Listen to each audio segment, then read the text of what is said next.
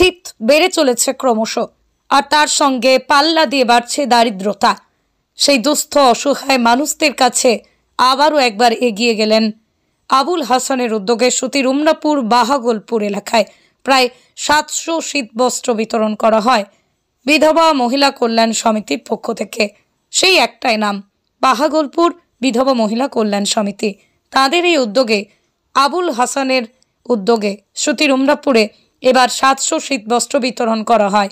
পরিচালনায় ছিলেন বিধবা মহিলা কল্যাণ সমিতি তো অবশ্যই, এবং সর্বোপরি আবুল হাসানের উদ্যোগ, যার প্রয়াস বাহাগোলপুর বিধবা মহিলা কল্যাণ সমিতিকে এই উদ্যোগ নিতে সচেষ্ট করেছে। 700 পিস শীতবস্ত্র, স্বনির্ভর গোষ্ঠীর মহিলাদের 300 পিস শীতবস্ত্র দেওয়া হলো। উপস্থিত ছিলেন হাসানুজ্জামান বাপ্পা, মোহাম্মদ নুরেন শেখ সুতি, রাহেদ শেখ, আনন্দ দাস, আবুল হাসান সহ একাধিক ব্যক্তিত্বরা আছে।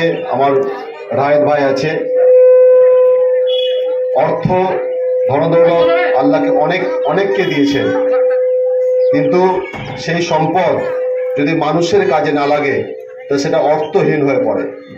কিন্তু কিছু মানুষ তার কিছু সম্বল থেকে তার আশেপাশের সমাজের মানুষের জন্য যদি কিছু করেন, তাহলে সেটা কিন্তু আল্লাহর খাতায় লিখে থাকে, ভগবানের খাতায় সেটা লেখা থাকে।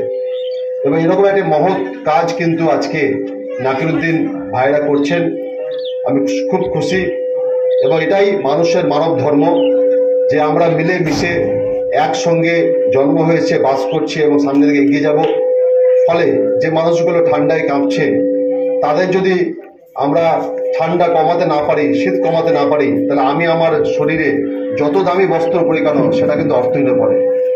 আজকে উমরাপুর অঞ্চলের বাহাগোলপুর গ্রামে বিধবা মহিলা সমিতির উদ্যোগে কিছু স্বনির্ভর গোষ্ঠীর মেয়েদের এবং উত্তর মুর্শিদাবাদ জেলা সংগ্রাম সমিতির সহযোগিতায় আজকে শীতবস্ত্র বিতরণ কর্মসূচি ছিল। সেই কর্মসূচিতে মহিলা বিধবা সমিতির পক্ষে ছিলেন আবুল হাসান, আমাদের উত্তর মুর্শিদাবাদ জেলা সংগ্রাম সমিতির বিপ্লবী লড়াকু নেতা হাসানুজ্জামান বাপ্পা উপস্থিত ছিলেন উত্তর মুর্শিদাবাদ জেলা সংগ্রাম সমিতির সহসভাপতি রাহেদ সাহেব, জেলার অন্যতম সদস্য নাকিরউদ্দিন সাহেব। সকলের সহযোগিতায় বাহাগোলপুর গ্রামে নাকিরউদ্দিন সাহেব এবং আবুল হাসান সাহেবের উদ্যোগে আজকে শীতবস্ত্র বিতরণ কর্মসূচি পালন করা হলো। কত পিস দিলেন? প্রায় 700-র মতো এই শীতবস্ত্র দেওয়া হয়েছে, এবং কিছু স্বনির্ভর গোষ্ঠীর মেয়েদের হাতেও এই কম্বল দেওয়া হয়েছে।